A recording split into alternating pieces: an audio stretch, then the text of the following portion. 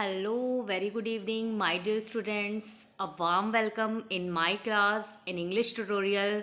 मैं Lalita Potter class आज आपके लिए राइटिंग स्किल से एक नई टॉपिक लेकर आई हूँ क्लास, जो कि बहुत ही इम्पॉर्टेंट है और आपके एग्ज़ाम पर्पस के लिए बहुत ही ज़्यादा हेल्पफुल भी रहेगा. सो क्लास पैसेजेस जो कि आप क्लास 6-7 से आई थिंक पढ़ते आ रहे हैं और जिसे हम बोलते हैं कि फ्री के मार्क्स हैं, है ना, बच्चों से ये बोलते हैं. सो स्टूडेंट्स, आज हम सीखेंगे कि पैसेजेस सॉल्विंग की ट्रिक्स, कि हम इतने लंबे लंबे पैसेजेस को कैसे चुटकियों में सॉल्व कर सकते हैं. सो क्लास चलिए देखते हैं.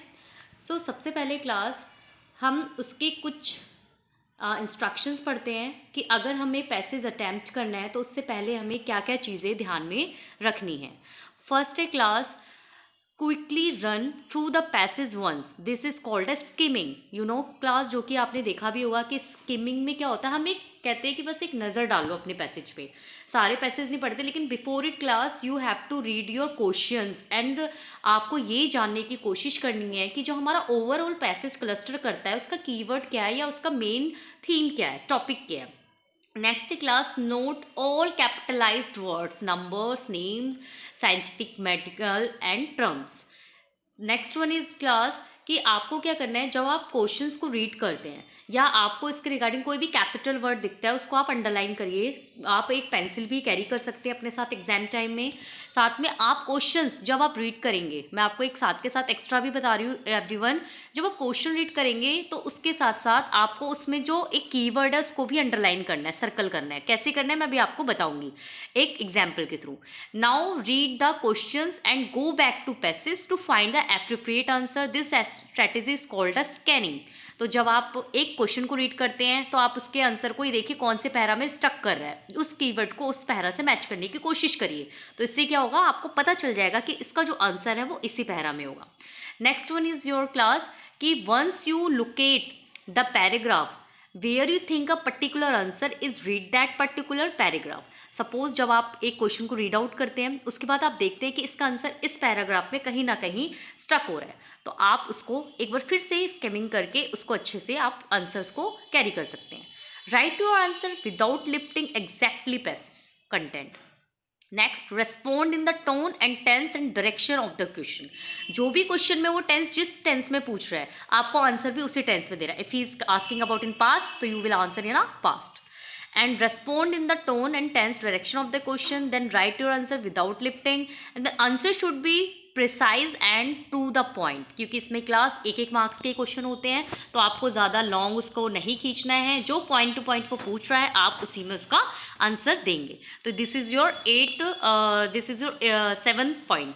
Now your 8th point class, base your answer on the passage content rather than deviating from it and applying your previous knowledge.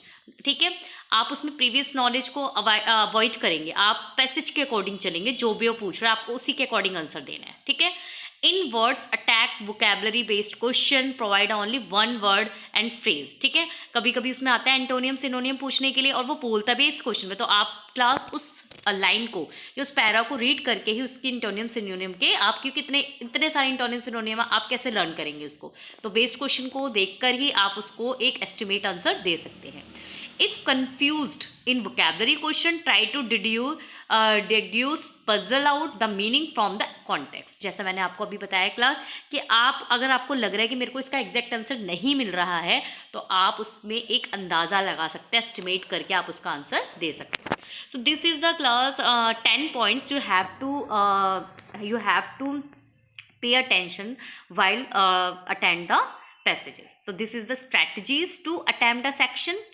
A means reading skill. चलिए अब हम एक पैसेज पे चलते हैं class. This is your passage. ठीक है, पहले हम पैसेज को करने से पहले क्लास हम क्या करते हैं कि इसके कुछ क्वेश्चंस हम देख लेते हैं सबसे पहले. ठीक है, सो क्वेश्चंस देखते हैं एवरीवन.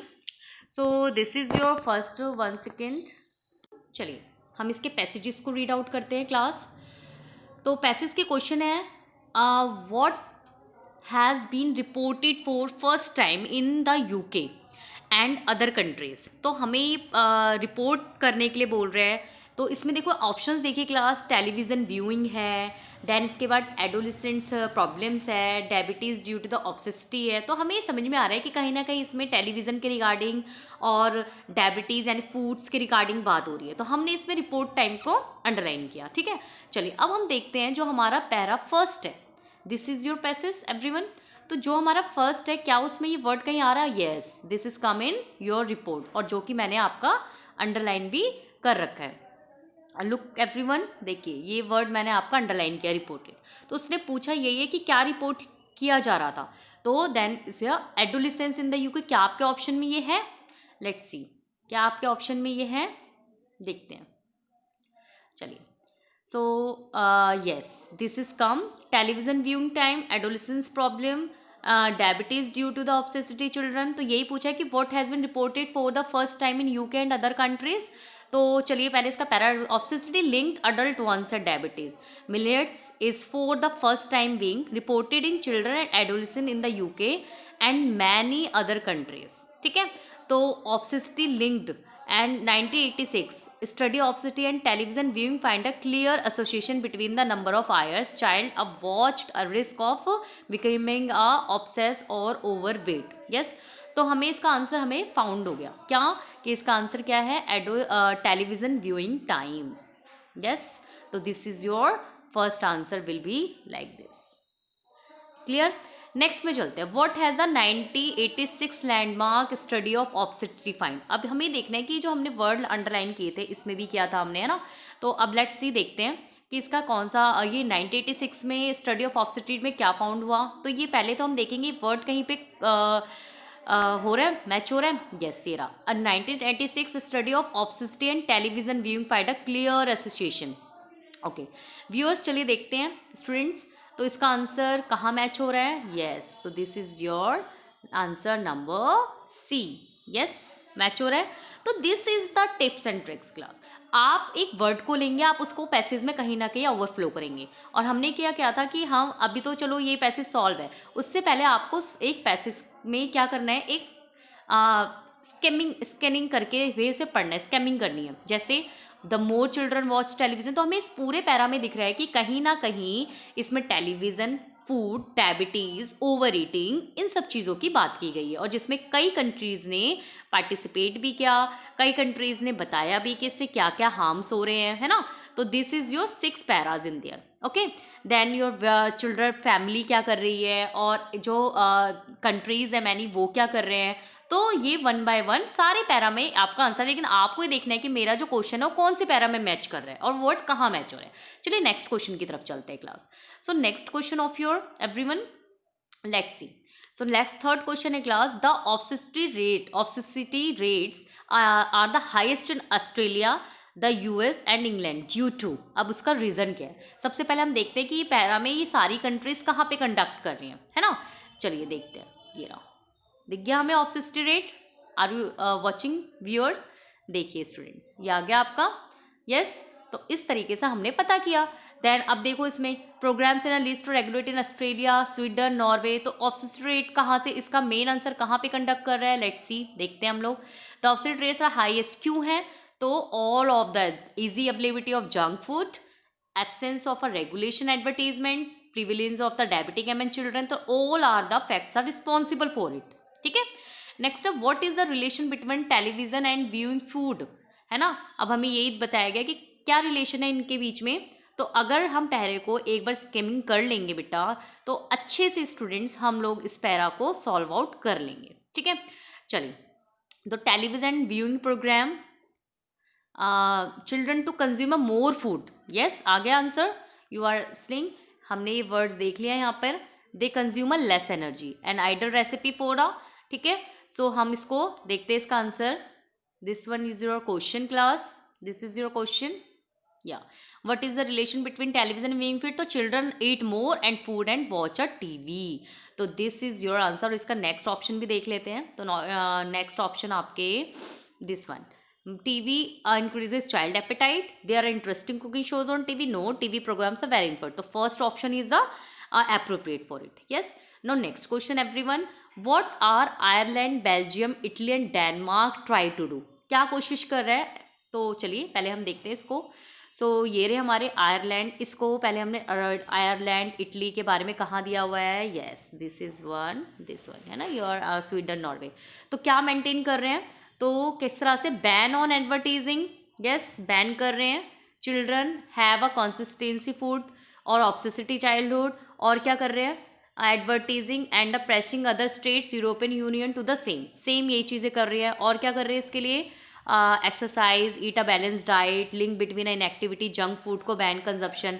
तो these are your answers and you can keywords you can also circle and there will be no problem to solve it. So हमें अपना आंसर मिल चुका है एवरीवन। चलिए देखते हैं। सो क्या है इसका answer, then prohibiting sale of junk food, yes this is the first option भी राइट है हमारा। possessing restriction on child advertisement, yes.